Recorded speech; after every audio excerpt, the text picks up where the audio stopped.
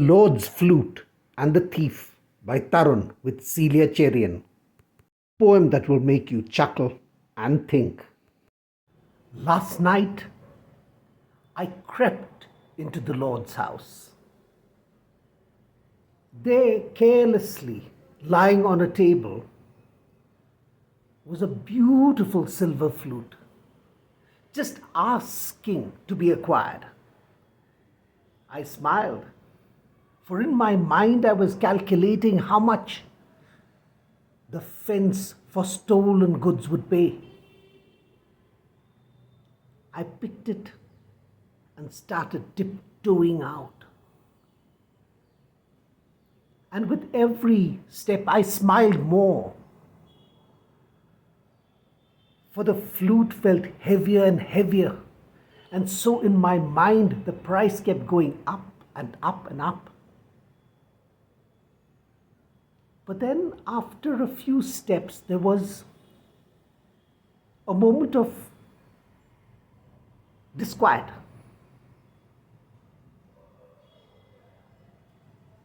For the flute felt really heavy.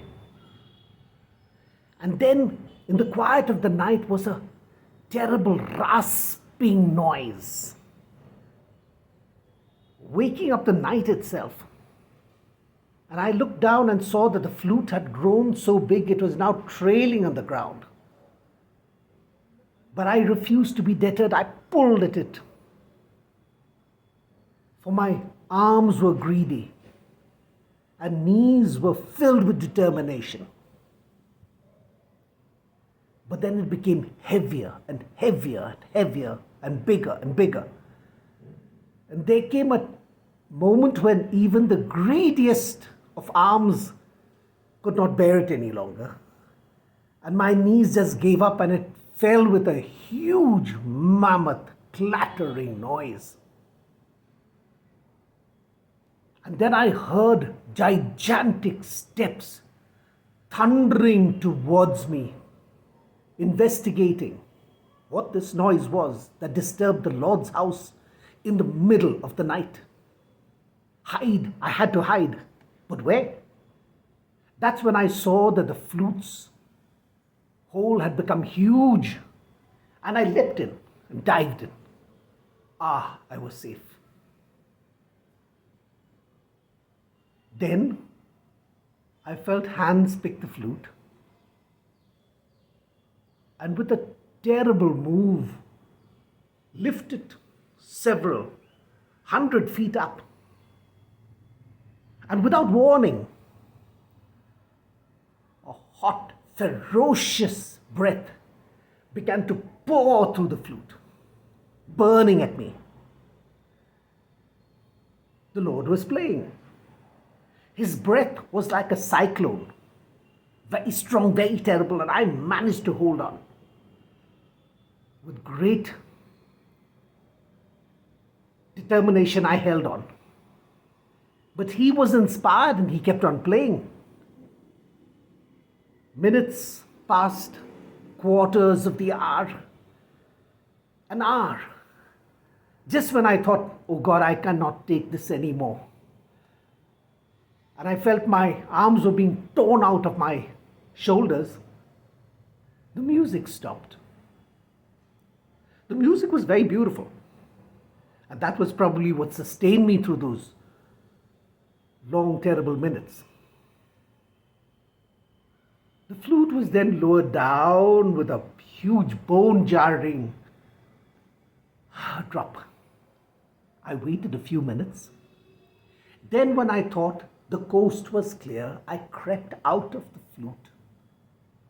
My knees were wobbly, my head was spinning, but I started really running out and running away.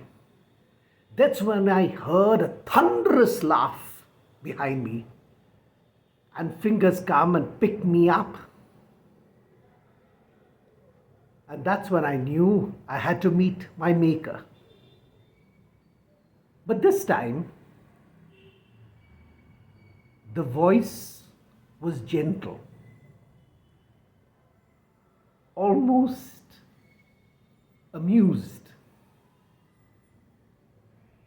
And it said to me, even in 1,000 years, you will never be able to lift my flute. But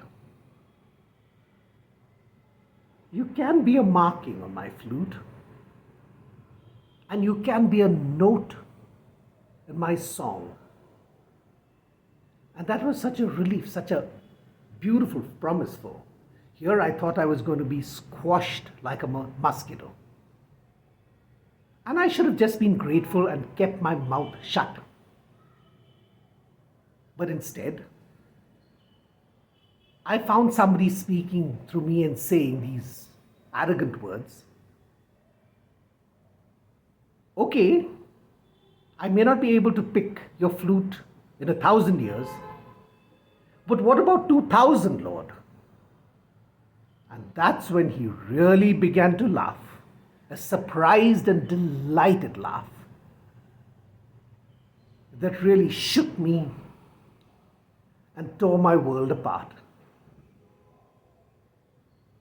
So today when I walk around, there are these strange dancing lights everywhere. These strange creatures, this joyous music. It's a side effect of sitting in the flute of the Lord.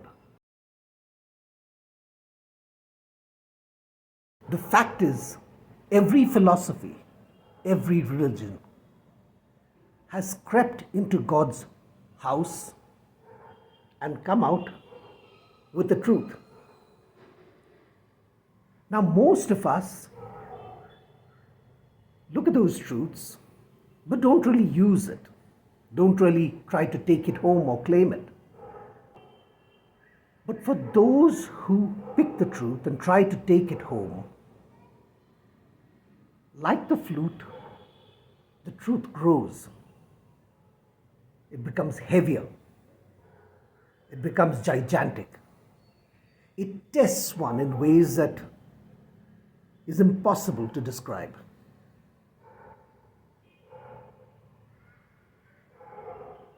And this is true for all seekers and all gurus and all teachers and all sages and all world saviors.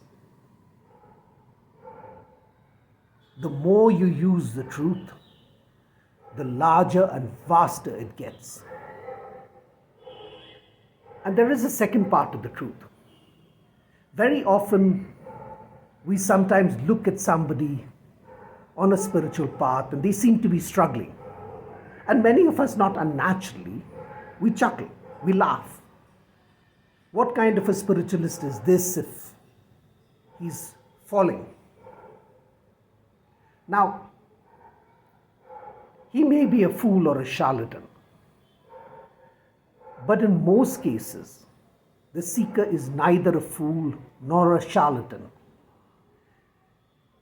but someone who has taken the truth so far that it begins to show its true dimensions and its true complexities and its true heaviness. And so the truth has become so mammoth that he has to grow, he has to become so strong that he can bear it. And there is one last thought we'd like to leave you with.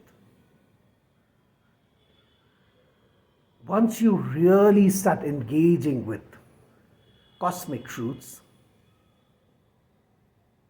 the world becomes very strange. Think 4,000 years ago when people were saying that the world around us is a vibration. How absurd it must have sounded to say that the world is a sound. Today it's very easy for us, now that quantum physics has sort of demonstrated with the atom bomb exploding, that the world is not quite what it seems, that the world is energy. But think of it 2,000, 4,000 years ago, when people said that the entire world is a mesh, is a web, that everything is intimate and interconnected. Even today, few of us can really wrap our heads around how deeply interconnected it is, how deeply significant our lives are, how magnificent every inch of creation truly is. Would you like to pick up the Lord's flute?